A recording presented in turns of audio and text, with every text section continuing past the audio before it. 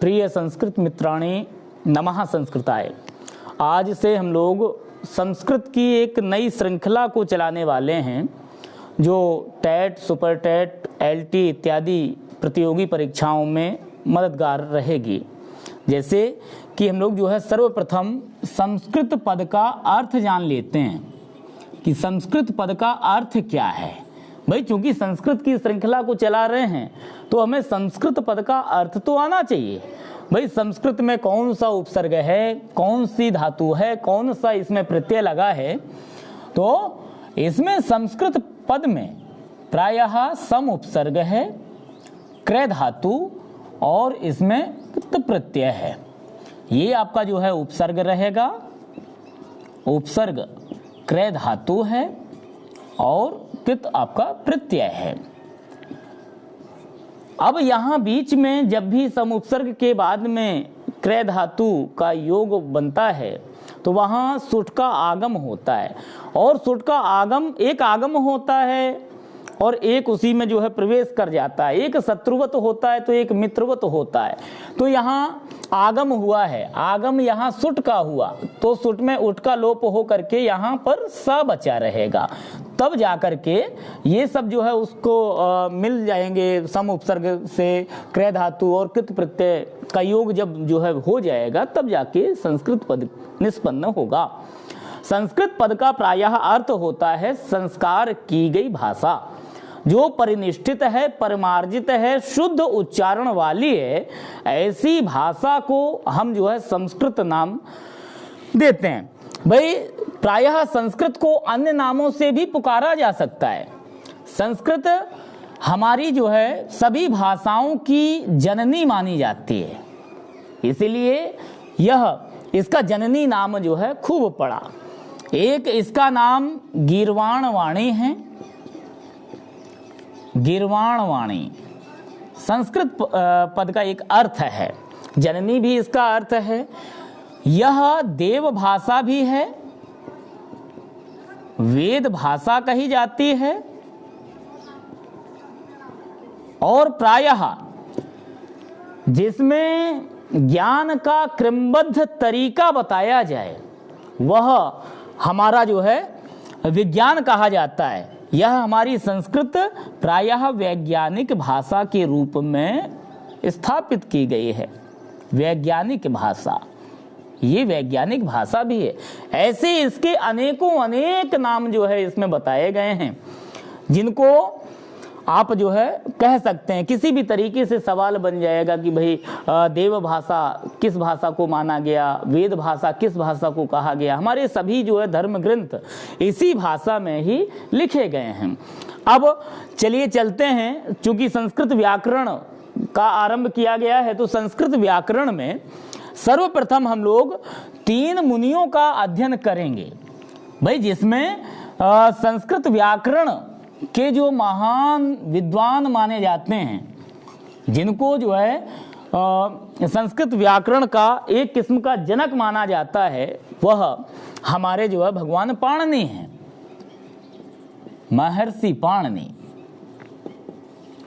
महर्षि पाणिनि।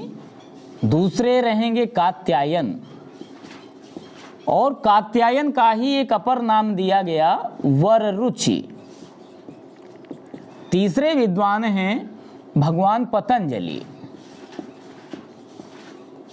ये तीनों मिल करके ही त्रिमुनि बनाते हैं। भाई इनको विद्वानों के द्वारा त्रिमुनि की संज्ञा दी गई। त्रिमुनि आपसे परीक्षा में कहा जाएगा कि त्रिमुनि में कौन सम्मिलित नहीं है, तो आप जाने रहिएगा कि महर्षि पाणिनि, दूसरे नंबर पर कात्यायन अर्थात वररुचि और तीसरे नंबर पर हैं भगवान पतंजलि। ये तीनों ऋषि मिल करके त्रिमुनि बनाते हैं। ये इनको त्रिमुनि कहा गया। भगवान पाणिनि ने अष्टाध्यायी नाम का ग्रंथ लिखा। अष्टाध्यायी नाम का ग्रंथ लिखा। इस अष्टाध्यायी में 8 अध्याय और प्रत्येक अध्याय 4 पादों में विभाजित और उस पादों में कुछ सूत्र लिखे गए। इसीलिए भगवान पाणिनि को सूत्रकार के नाम से जानते हैं। ये सूत्रकार हैं, और दूसरे कात्यायन अर्थात वररुचि, इन्होंने वार्तिक की रचना की है। वार्तिक की इन्होंने रचना की, इसीलिए इनका एक नाम पड़ गया वार्तिककार। वार्तिककार।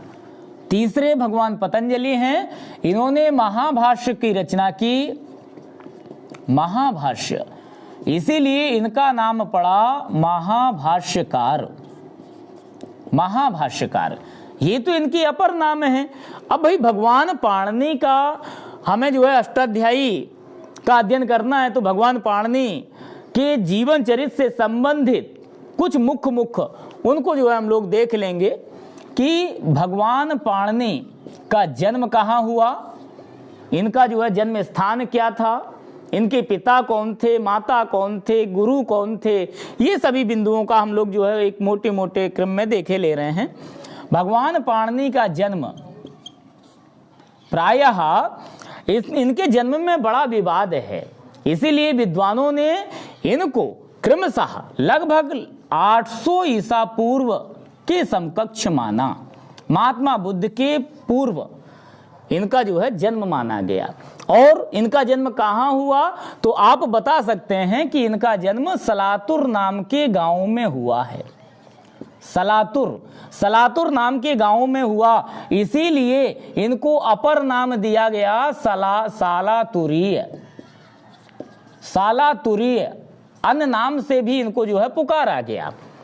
भाई सलातुर आज के समय में यदि कहा जाए तो यह पाकिस्तान के उत्तर पश्चिमी सीमा प्रांत में अवस्थित है, जहां पर एक चीनी यात्री रहे ह्वेनसांग, उन्होंने आकर के यहाँ जब भारत में आए थे तो उन्होंने एक रात्रि वहाँ सलातुर नाम के गांव में बिताई थी, और उन्होंने अपनी जो है अपने द्वारा लिखित पुस्तिका में बताया भी है कि वहाँ पर भगवान पाणिनि की आज भी वह मूर्ति बनी हुई है, जिसमें लोग दूर दूर से आकर के उनकी पूजा अर्चना करते हैं। भाई इसमें भगवान पाणिनि की माता कौन थी, यदि ये कहा जाए तो इनकी माता का नाम रहा दाक्षी, इसीलिए भगवान पाणिनि को आप दाक्षी पुत्र के नाम से भी संबोधित कर सकते हैं। इनकी माता है। भगवान पाणिनि के पिता कौन हैं, इनके पिता का नाम आप बता सकते हैं पणिन इनके पिता थे। इनके गुरु का नाम आप बता सकते हैं उपवर्ष, कहीं कहीं आपको वर्ष भी मिलेगा, वर्ष, उपवर्ष या वर्ष, ये इनके गुरु रहे। और भगवान पाणिनि के जो अनुज थे, छोटे भाई का नाम है पिंगल आचार्य, जो छंद शास्त्र के रचयिता माने जाते हैं, ऐसे पिंगल। और इनके समकालीन माना जाता है आचार्य यास्क को, जिन्होंने निरुक्त नामक ग्रंथ को लिखा था। इनके मामा का भी नाम आता है, इनके मामा का नाम व्याडी है। और व्याडी ऐसे इनके मामा रहे जिन्होंने अपने भांजे के द्वारा विरचित अष्टाध्यायी नाम के सूत्रों से 1,00,000 श्लोकों का संग्रह लिख दिया था। इनकी पुस्तिका का नाम है संग्रह। उस संग्रह में 1,00,000 श्लोक हैं, 1,00,000 श्लोक। ये इन्होंने श्लोकबद्ध जो है व्याकरण रची थी। और भगवान पाणिनि के एक शिष्य का भी बोध होता है। इनके शिष्य का नाम प्रायः कौत्स जाना जा सकता है। कौत्स नाम के ऋषि मुनि आपने जो है सुना होगा, मुनि, वही इनके जो है इनके शिष्य माने जाते हैं। ये समकालीन रहे आचार्य यास्क के। इनका निधन प्रायः, यदि निधन की बात की जाए तो त्रयोदशी के दिन इनका निधन हुआ था, त्रयोदशी के दिन। लेकिन कौन सी त्रयोदशी, ये अभी तक विद्वानों में मतभेद है। भाई हमारे जो है एक महीने में 2 पक्ष होते हैं, शुक्ल पक्ष, कृष्ण पक्ष। ना महीना ज्ञात है, ना आपका पक्ष ज्ञात है। तो मास पक्ष ज्ञात ना होने के कारण भगवान पाणिनि के निधन का समय प्रत्येक त्रयोदशी के दिन माना जाता है।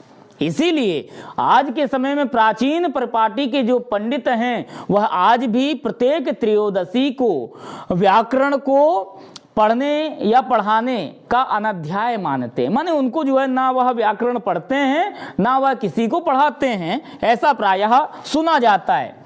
जो बड़े बड़े पंडित हैं, काशी के पंडित हैं, हरिद्वार के पंडित हैं, ऐसे जो है बड़े बड़े परिपाटी, जो प्राचीन परिपाटी के पंडित हैं, उनके द्वारा अनध्याय मनाया जाता है।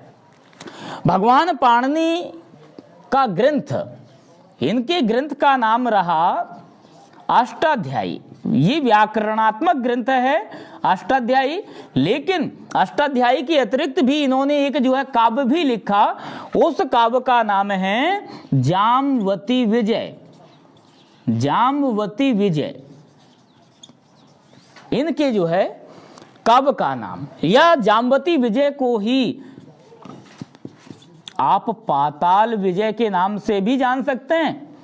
ये पाताल विजय या जाम्बवती विजय किसके द्वारा विरचित है? यदि आपसे ऐसा सवाल किया जाए तो आप बता सकते हैं कि महर्षि पाणिनि के द्वारा विरचित है। अब अष्टाध्यायी में भी कभी कभी सवाल बन जाते हैं कि भाई, जैसे कि उसके नाम से प्रतीत होता है, आप समझ गए होंगे कि अष्टाध्यायी माने इसमें अध्याय कितने हैं अष्टाध्यायी में, तो आप बता सकते हैं अष्टाध्यायी में प्रायः 8 अध्याय हैं। अब प्रत्येक अध्याय, भाई जैसे ये अध्याय है, एक अध्याय है, एक अध्याय की 4 पाद हैं, 4 खंड हैं। अब इन खंडों में जो है सूत्र निबद्ध हैं, भाई सूत्र दिए गए हैं, है ना। तो प्रत्येक अध्याय के 4-4 पाद होने के कारण इसमें कुल पादों की संख्या आप बता सकते हैं 32 पाद, और उन पादों में सूत्र वर्णित हैं। इसीलिए अष्टाध्यायी में कुल सूत्र लगभग 4000 माने जाते हैं। इसी अष्टाध्यायी का प्रथम सूत्र, यदि प्रथम सूत्र की बात की जाए कि अष्टाध्यायी का प्रथम सूत्र क्या था, तो आप बता सकते हैं वृद्धिरादैच। वृद्धिरादैच। और अष्टाध्यायी का अंतिम सूत्र क्या है? अंतिम सूत्र को आप बता सकते हैं अ। ये अंतिम सूत्र है। भाई अष्टाध्यायी में 8 अध्याय हैं, 32 पाद हैं, 4000 सूत्र हैं, लगभग 4000 सूत्र। लगभग में बताइएगा, भाई लगभग में इसलिए कहा गया क्योंकि हर विद्वान के अनुसार अलग अलग जो है मंतव्य दिए गए हैं। किसी ने 3992 माना है, तो किसी ने 3967 माना है।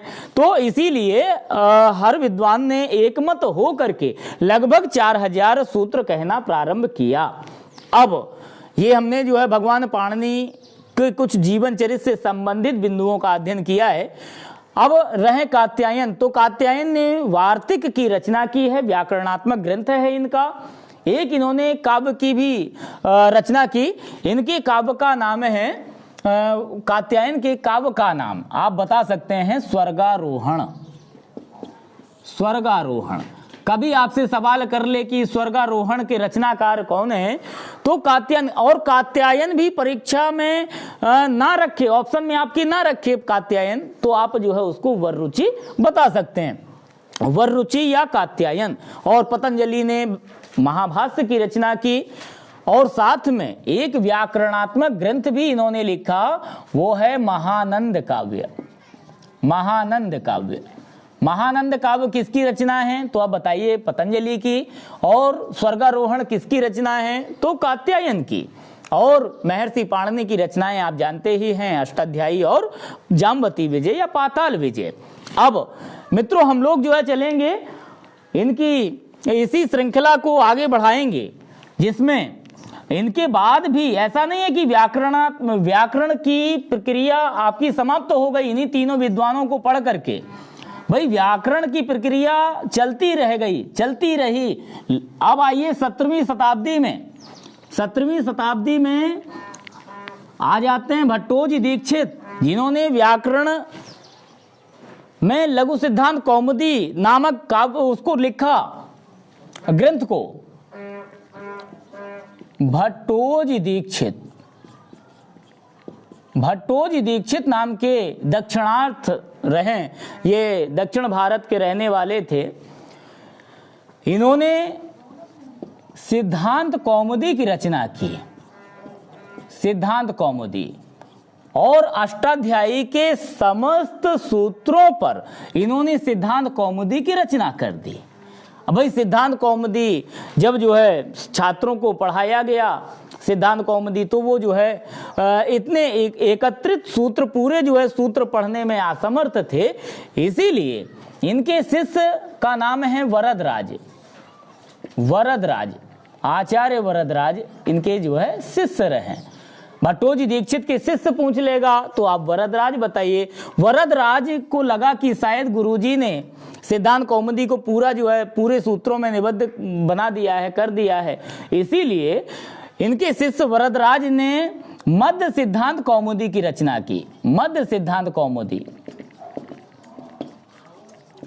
मध्य सिद्धांत कौमुदी प्रायः 2215 सूत्रों में लिखी गई। 2215 सूत्र, भाई 2215, इसी से ये 4000 सूत्रों में है। भाई इसके आधे कर दिए इन्होंने और मध्य सिद्धांत कौमुदी की रचना कर दी। जो भी सूत्र मुख्य रहा तो उनको जो है उसमें मध्य सिद्धांत कौमुदी में रख दिया।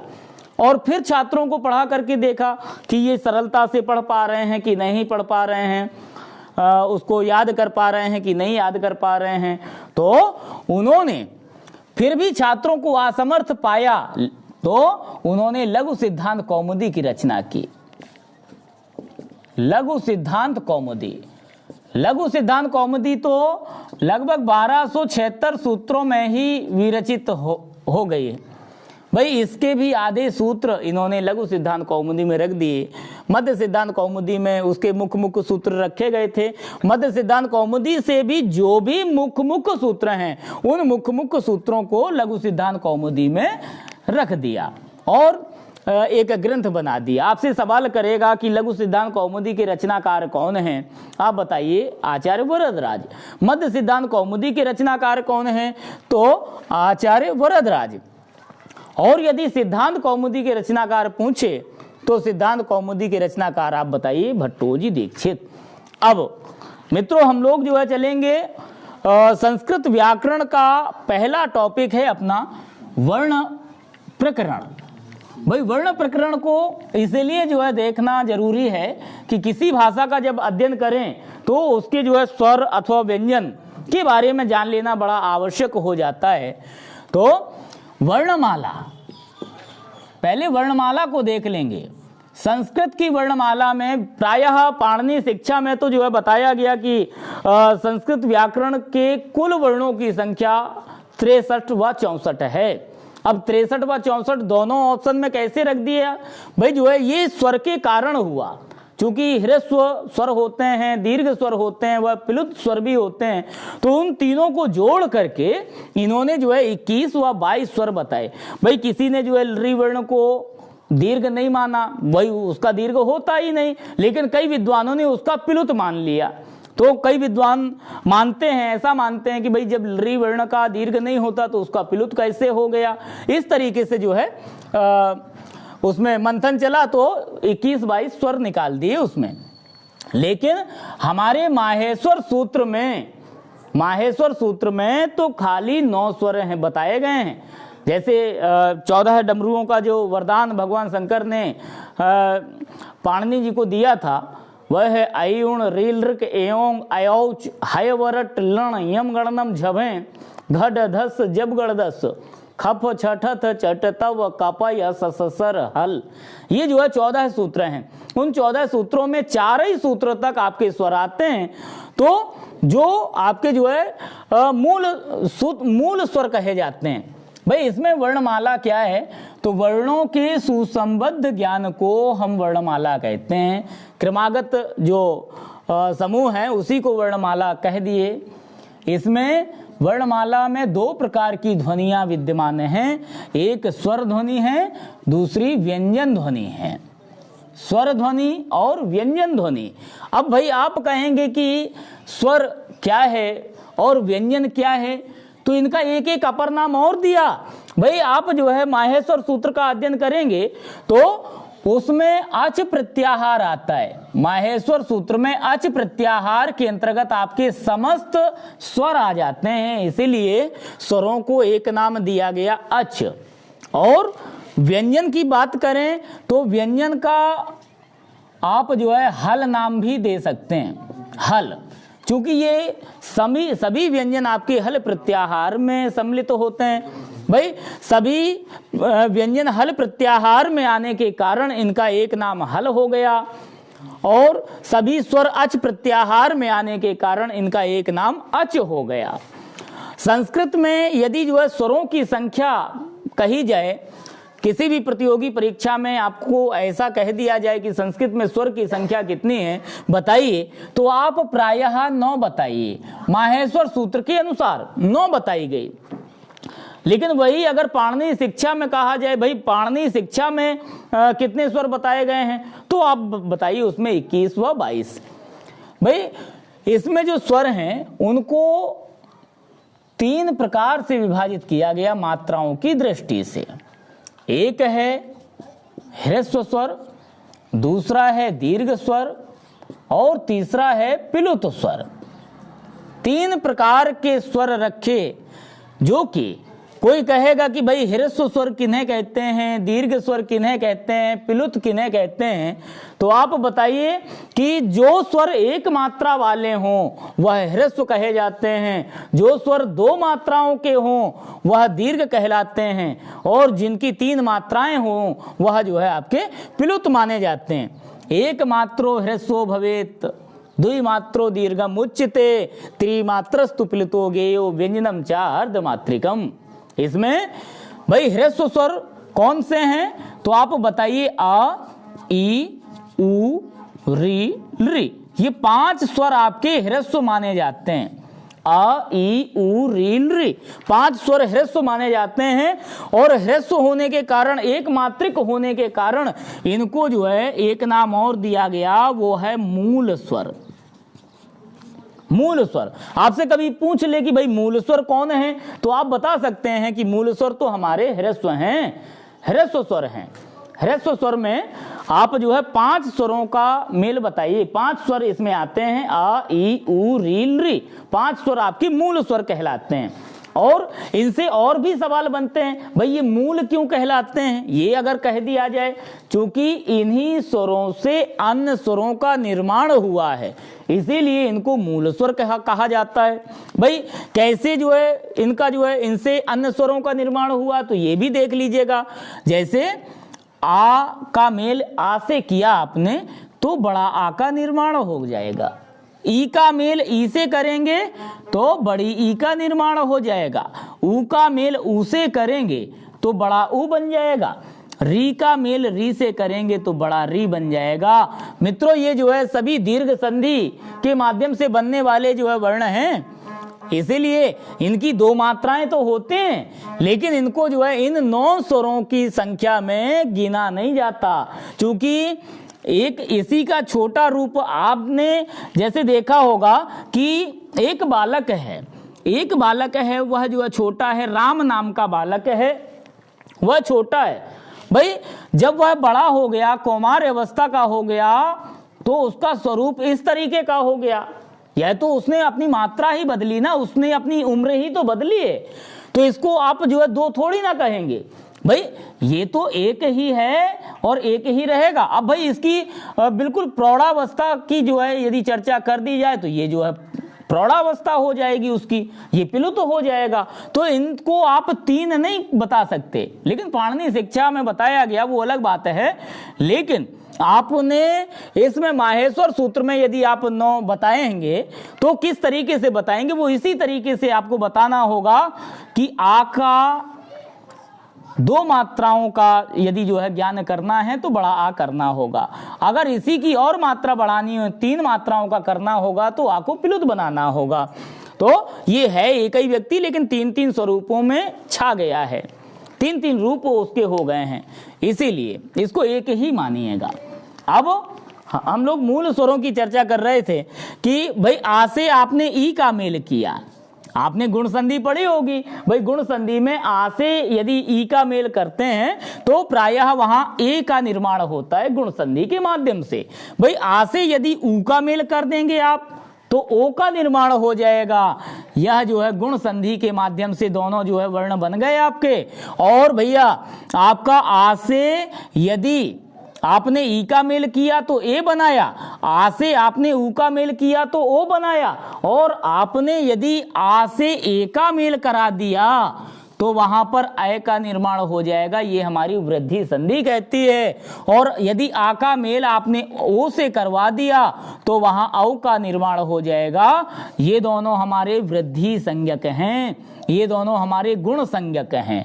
ए ओ अय औ ये दोनों जो है दो स्वरों के मेल से मिलकर बने हुए वर्ण हैं। इसीलिए इन चारों वर्णों को आप संयुक्त स्वर या फिर इसको संधि अक्षर के नाम से भी जानते हैं। संयुक्त स्वर कहिए या संधि अक्षर कहिए।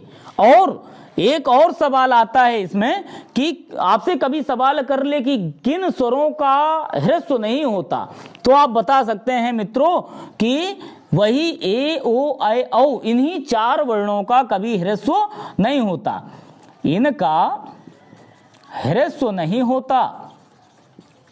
ये चार वर्ण हैं जिनका ह्रस्व नहीं होता। और इसमें है भाई इनका देखिए आपने दीर्घ किया था, आ का दीर्घ किया बड़ा आ, ई का दीर्घ किया बड़ी ई, ऊ का दीर्घ किया बड़ा ऊ, री का दीर्घ भी कर दिया बड़ा री, लेकिन किसका दीर्घ नहीं किया? री वर्ण का। तो आप कह सकते हैं कि किस वर्ण का दीर्घ नहीं होता? आप बताइए, इसका दीर्घ नहीं होता, री वर्ण का दीर्घ नहीं होता, री वर्ण का दीर्घ नहीं होता। ये मूल स्वर कहलाते हैं। लेकिन कभी कभी ऐसा भी हो जाता है भाई, कोई स्वर किसी स्वर का सवर्णी होता है, जैसे आ का सवर्णी बड़ा, ई का सवर्णी बड़ी, ऊ का सवर्णी बड़ा ऊ, री का सवर्णी बड़ा री, ये इसकी जो है सवर्णी है। लेकिन एक वार्तिक आता है रील री वर्णयोर मिथा सावर्ण्यम वाच्यम नाम का, वह बताता है कि जब भाई री और री के परस्पर भेद आपके जो है 30 हो जाते हैं, आप जो है रील री को परस्पर सवर्ण संज्ञक जानिएगा। कभी आपसे पूछ ले कि किन दोनों वर्णों की सवर्ण संज्ञा होती है, तो इस वार्तिक से री और री इन दोनों की सवर्ण संज्ञा बताई गई। इन दोनों की क्या बताई गई? सवर्ण संज्ञा बताई गई। ये दोनों सवर्ण संज्ञक हैं और सवर्ण संज्ञक होने के कारण इनके 30 भेद हो जाते हैं। भाई आपने ये तो बहुत कम सुना होगा कि आ के 18 भेद होते हैं, ई के 18 भेद होते हैं, क्योंकि आ ह्रस्व होता है, दीर्घ होता है, प्लुत होता है। फिर तीनों का विभाजन और 3-3 स्वरों में हो जाता है। भाई आपका उदात्त होता है, अनुदात्त होता है, स्वरित होता है। उच्चय है उदात्तः, निचय है अनुदात्तः, समाहार स्वरितः, ये 3 भेद वाले हो जाते हैं। फिर 3 भेदों वाले जो उदात्त अनुदात्त स्वरित हैं, उनके भी 2-2 भेद हो जाते हैं, अनुनासिक और अनअनुनासिक। एक अनुनासिक होता है, एक अनअनुनासिक होता है, जिसके कारण आ हमारा 18 प्रकार का हो जाता है। ये हमारे जो है ऐसे देख लीजिएगा कि आ से लेकर के री तक के वर्ण आपके 18 प्रकार के होते हैं, 18 प्रकार के होते हैं। री के आपके 12 भेद होते हैं, चूंकि इसका तो जो है दीर्घ नहीं होता ना, इसका री वर्ण का दीर्घ नहीं होता, इसलिए 12 भेद। इनके सभी के ह्रस्व होते हैं, इनके सभी के दीर्घ होते हैं, इनके सभी के प्लुत होते हैं, इसलिए इनके 18 प्रकार। अब ए ओ ऐ औ इन 4 वर्णों का ह्रस्व नहीं होता, इसलिए 6 भेद इनके भी कट जाएंगे। तो इन चारों के भी, ए के भी, ओ के भी, ऐ के भी और औ के भी, इनके भी 12 भेद होते हैं। कभी आपसे जो है सवाल कर ले कि ए कितने प्रकार का होता है, आप बताइए 12 प्रकार का। आ कितने प्रकार का होता है, आप बताइए 18 प्रकार का। इस तरीके से जो है बताते चलिएगा। अब बात आती है प्लुत की, तो त्रिमात्रस्तु प्लुतो गेयो, 3 मात्राओं वाला प्लुत होता है।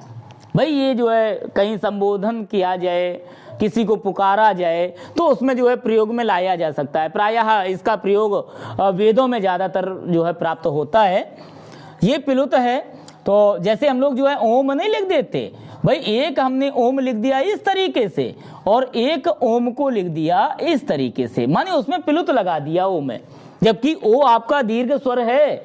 दीर्घ स्वर होने के कारण भी उसमें पिलुत लगा दिया, तो इसको तो आप ओम कह देंगे, लेकिन इसको थोड़ा समय लगेगा ओ को कहने में, जैसे ओम, ये आपका जो है पिलुत माना जाएगा।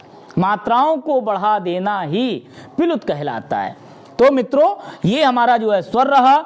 अब इसमें जो है स्वर में क्या समझ में नहीं आया, ये आप जो है कमेंट बॉक्स में आप लिख सकते हैं। और हम लोग जो है चलेंगे व्यंजन में। भाई आपने स्वयं राजन्ते इति स्वराहा, जिनको अबाध गति से बोला जाए वह स्वर हैं। ये जो है हमारे 9 स्वरों को आपने जो है पढ़ा, जो आपके लिए जो है परीक्षा उपयोगी रहेंगे। ऐसे ही व्यंजन भी हैं। भाई व्यंजन अनवग भवति इति व्यंजनाः, भाई जो बिना स्वर के बोले नहीं जा सकते उनको आप व्यंजन का नाम दे सकते हैं। व्यंजन मुख्यतः कितने प्रकार के, तो आप व्यंजन के मुख्यतः भेद बता सकते हैं 3। एक स्पर्श व्यंजन, दूसरा अंतस्थ व्यंजन, और तीसरा होता है ऊष्म व्यंजन। 3 भेद वाला होता है, स्पर्श व्यंजन, अंतस्थ व्यंजन और ऊष्म व्यंजन। भाई भगवान पाणिनि ने अपने जो है अष्टाध्यायी में इनको जो है कहा कि कादयो मावसाना स्पर्शाहा, कादयो मावसाना स्पर्शाहा। भाई ये कह दिया कादियो मावसाना स्पर्शाहा, का से लेकर के माँ तक के वर्ण आपके स्पर्श व्यंजन कहलाते हैं। का से लेकर के माँ तक के, का से माँ तक के वर्णों को आपने स्पर्श कह दिया। फिर एक जो है छोटी सी परिभाषा और आई, बोले कू चू टू तू पू, कू चू टू तू पू एते उदिताः, ये उदित के नाम से विख्यात हैं। यदि वर्ग के प्रथम अक्षर में उकार लगा दिया जाए तो संपूर्ण वर्ग का बोध कराने वाले बन जाते हैं, इसीलिए इनको उदित कहा जाता है।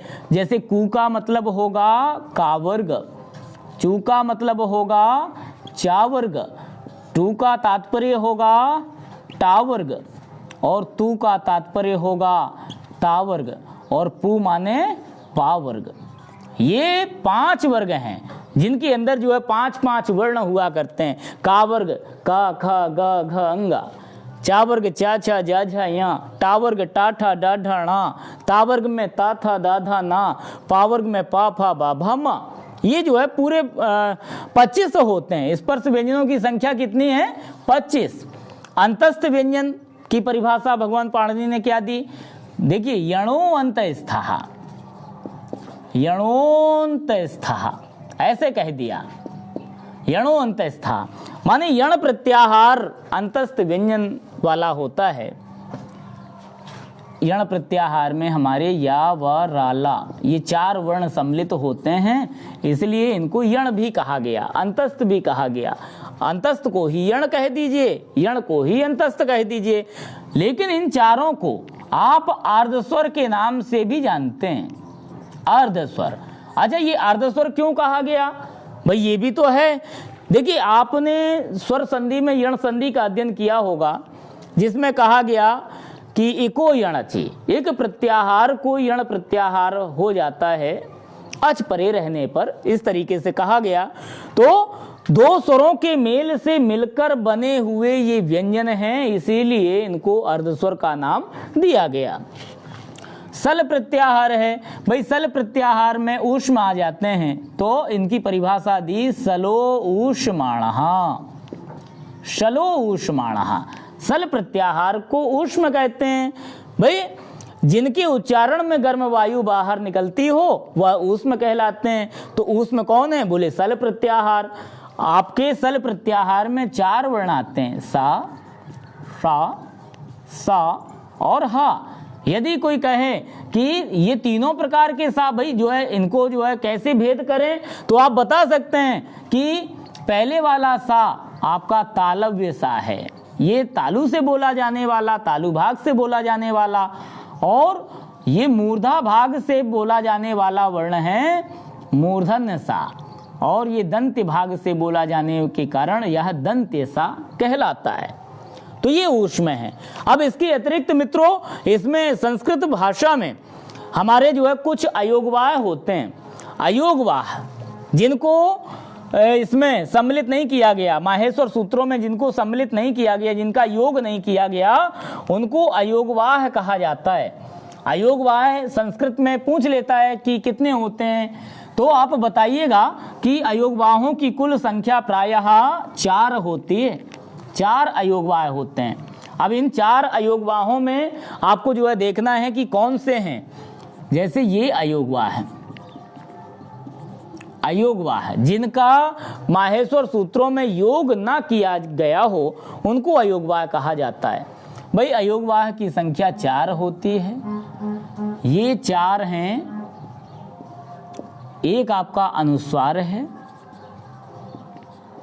अनुस्वार ऊपर लगी बिंदी को अनुस्वार, और एक हो जाएगा इसमें विसर्ग। 2 बिंदी लगा देते हैं ना, तो वह विसर्ग हो जाता है। एक होता है उपध्यमानीय। उपध्यमानीय, उपध्यमानीय वह है जो पाफा के आगे लग जाता है। पाफा के आगे क्रमशः लगे रहते हैं अर्ध विसर्ग के समान। और एक होता है जीवामूल्य। जीवामूल्य ये यही चिन्ह तो यही एक ही होता है, ये काखा के आगे लगे रहते हैं। और इन दोनों को, ये दोनों जो है चूंकि एक ही चिन्ह वाले हैं ना भाई, यदि पाफा के आगे इस तरीके का अर्ध विसर्ग वाला चिन्ह लगे तो उपध्यमानीय कहिए, काखा के आगे अगर अर्ध विसर्ग वाला चिन्ह लगे तो उसको जिह्वामूल्य कहिए। इसीलिए इन दोनों को आचार्यों ने अर्ध विसर्ग का नाम दिया। अर्ध विसर्ग, ये अर्ध विसर्ग कहलाते हैं। भाई अर्ध विसर्ग, उपध्यमानीय और जिह्वामूल्य। आपसे सवाल करेगा कि अयोगवाह कितने हैं, तो आप 4 बताइएगा। अच्छा, अब इसमें जो है इन वर्णों का विभाजन किया गया है उच्चारण स्थान के माध्यम से। इन वर्णों का विभाजन किया गया है प्रयत्न के माध्यम से। तो आप लोग जो है जुड़े रहिएगा। हम लोग जो है अगले दिन हम लोग जो है इसका विभाजन उच्चारण की दृष्टि से करेंगे। नमः संस्कृताय।